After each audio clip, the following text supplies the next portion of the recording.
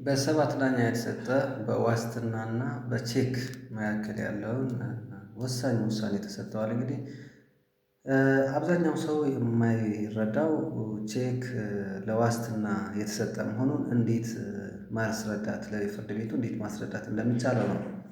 እንግዲህ የቼክ ለዋስትና የተሰጠ መሆኑን በሰው ማስረጃ 1000 ሰውም ደርድሮ ማስረጃ ማስረዳት አይቻልም። ነገር ግን በንግድ ህጉ 952 እና በፍትሐብሔር ህጉ ደግሞ 2864 እስከ 66 በተደነገገው መሰረት የዋስትና ይህ ቼክ ለዋስትና የተሰጠ መሆኑን ተደንግጎ የጽሁፍ ሰነድ ተዘጋጅቶ ከቀረበ ብቻ ነው።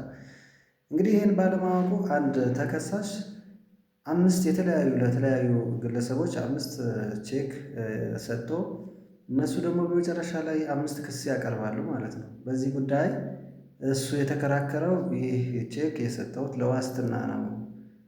ለዋስትና መሆኑን ደግሞ በሰዎች ማስረጃ አድርገው ነው ያቀረበ እስከ ሰበር በ5 ዳኞች እስከ ሰበር ውሳኔው ለዋስትና የተሰጠ መሆኑን ተረጋግጦ ነፃ ተብሎ ነበረ ማለት ነው። ነገር ግን በኋላ ላይ በ7 ዳኞች የዋስትና መሆኑን ቼክ ለዋስትና የወጣ መሆኑን የቀረበ መሆኑን በሰው ማስረጃ ማረጋገጥ አይቻልም።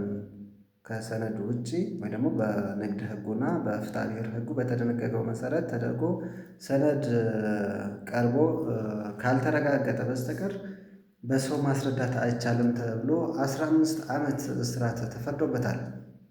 ነገር ግን ይህ ውሳኔና በ7 ዳኛ የተሰጠው ውሳኔ በጣም ገራሚ ነው፣ አስተማሪም ነው ብዬ የማምነው። እንግዲህ ምንድነው ያደረጉት 15 ዓመት ለተለያየ ሰዎች ቼክ ቆርጦ በመስጠቱ ከደረሰው ጉዳት አንፃርና ከሰውየው ከተከሳሹ የሀሳብ ክፍል ጋር የማይጣጣምና የወንጀል ህጉንም ዓላማ የማያሳካ ስለሆነ በመምሪያ አወሳሰን የቅጣት መምሪያ አወሳሰን 2006 የወጣውን መሰረት አንቀጽ 27 መሰረት ዳኞች በመሰላቸው ቅጣትም ሊያቃሉ እንደሚችሉ ስለደነገገ በ5 ዓመት ጽኑ እስራት ወስኖበታል ማለት ነው። ይህ ውሳኔም የ5 ዓመት እንግዲህ አፈጻጸሙም ደግሞ በ2 ዓመት ገደብ ተገድቦለታል። ይህ አስተማሪ ደግሞ ነገራችን ላይ ምክንያቱም ቼክ በባህሪው አሁን ካለው ከዲጂታል ዘመን እና በተለይ ደግሞ የግብይት ስርዓቱም ደግሞ በተለይ ደግሞ ከተከሳሽና ከሳሾች የነበራቸው የንግድ ግንኙነትም አንፃር ሲታይ ለዋስትና እና ለሌላ እንዲሁም ደግሞ በቸለልተኝነት የሚቆረጥበት ጊዜ አለ። ቼክ አውጥቶ የሚሰጥበት ጊዜም አለ።